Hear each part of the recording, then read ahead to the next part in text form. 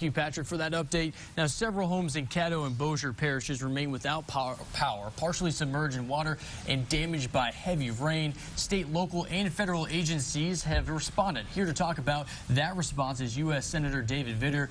Good morning, David. Good morning, Steve. Good to be with you. And we want to talk about that. Talk about the federal response to flooding here in northwest Louisiana. Yeah, of course, this is historic flooding, highest river since 1945. A lot of people compare it to 1990, but it's actually highest since 1945, and unfortunately a lot of damage.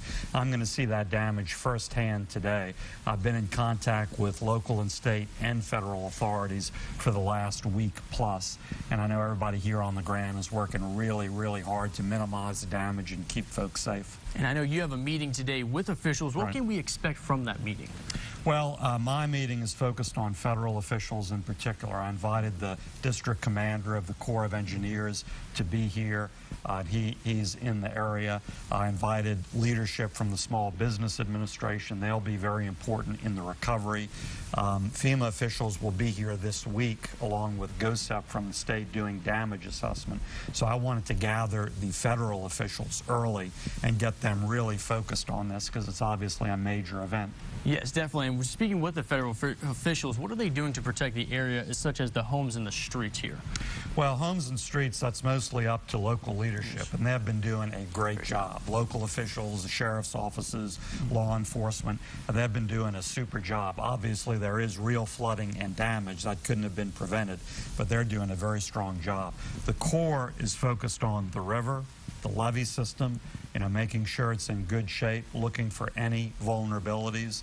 One issue is this high level of water that, as the weather report indicated, will not recede quickly. Yes. So it's going to be high for a while.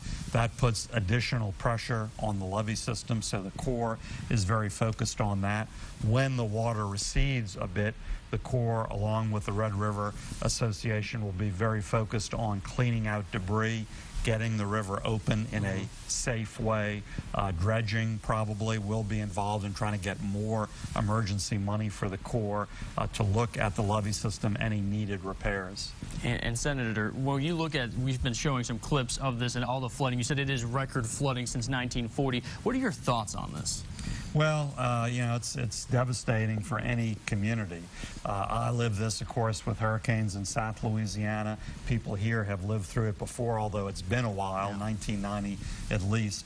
So it's devastating, particularly if you're personally affected with flooding. When water gets in your home, whether it's half a foot or 4 feet, doesn't much matter. It really destroys the whole first floor of the home, and it's really personally devastating. It definitely is, and we're glad you're here, Senator Vitter. Thank you so much for joining us. Thank you, Steve. And we want you to stay with us. We got more news and weather coming up after the break.